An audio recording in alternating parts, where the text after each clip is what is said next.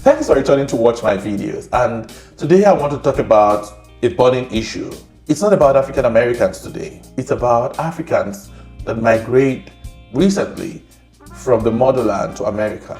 I also want to hear of experiences elsewhere, because my discussions will center on people's experiences and interactions with fellow Africans that have migrated from Africa to the United States, not the African Americans whose ancestors got in here a lot earlier. One of the challenges of the black man is trust and ability to support one another. There has been these big allegations, and I've also experienced it firsthand, that Africans from the motherland don't support themselves in America. They love to party together, they drink, they have fun memories, they always want to have something to bring themselves together. But beyond these parties, Africans don't share information with themselves. Africans are in silent competition with themselves. And to them, it's about getting better and getting ahead of the other person.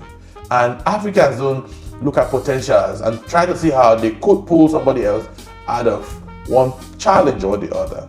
And this is not what you say about other nationalities. Even our fellow African Americans don't really do that. I know there are a few exceptional cases, but it's not even common within the African American community.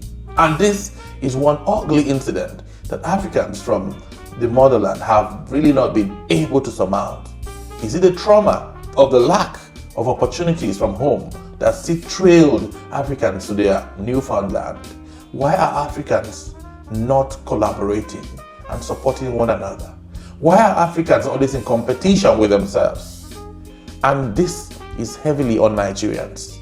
I'm a Nigerian and I hear stories, and the stories are always the same. And this is one of the reasons why a lot of Nigerians don't like to have these meetings and any events that bring people together. Because they tell you, of what use is these interactions beyond partying and drinking? We don't help one another, we don't collaborate, we don't provide support and information. Even when they have that information, they really don't let it out. You can't say this about the Koreans, the Indians, and even the white people. Why are the black people always sabotaging themselves? Why are the black people always holding information from one another, particularly Africans from the motherland? I think this is a problem we need to talk about.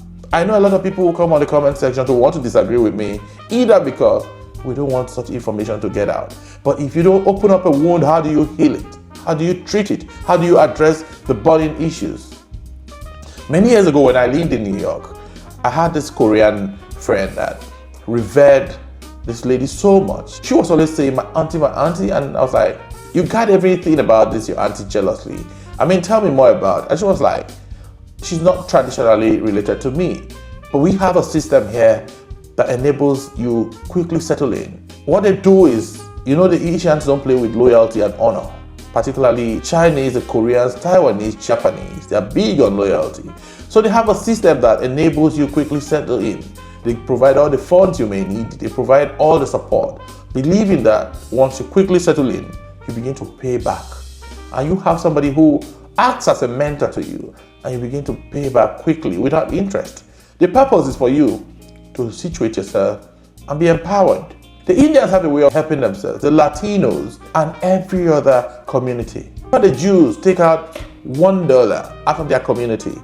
They would have realized that somebody else is not providing that service within their community. But that is not to say about Africans in the United States. We have this deep-seated hatred for one another. The ability for others to get ahead of us is what we don't like. But I have one principle that I work with in this life as an individual. If I don't help anybody, and if I don't mean well for other people, why then do I expect God to bless me? I'm a man of faith. I believe in God. And if I'm a Christian, I must wish others what I wish myself, or else I would be lying to myself. Today I want to encourage every one of us struggling with this to always have this at the back of our minds. If I don't put others before me, how will God bless me? God does not work in isolation. God works with our faith as well. I don't want to preach, but I'm explaining how these principles work. I can't be wishing I'd be the best for others to look up to me without serving other people. Even the books of the scriptures say it. Why do we want to always hoard information? Why are we not supportive of ourselves within our community? And why are we not collaborating with every other person and bringing out the best in them, regardless of where they come from? And this is one of the reasons why we need to build the black population. When I mean the black population, I mean every black man you see and every other person. We must find a way to empower ourselves. Not until we put this out there, even the African Americans will not know that this is one of the reasons why some of them think we feel superior.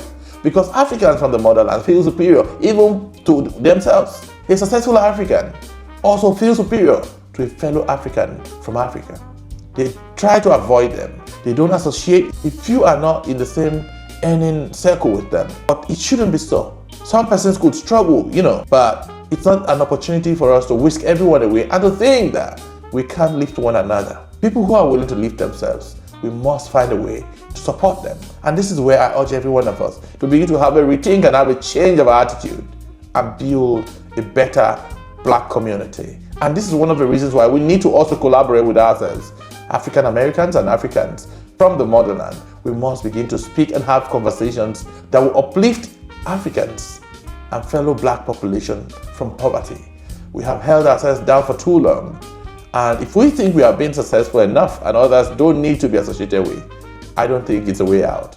It's only a blind man who sees from such perspectives, because all we have is one another. We need to collaborate with ourselves as blacks, regardless of how we found ourselves in America. I believe we have been put here in other parts of the world to achieve a purpose, but we have not identified our purpose yet. But it's an opportunity for us to begin to understand how to organize ourselves and put ourselves together and build a better world.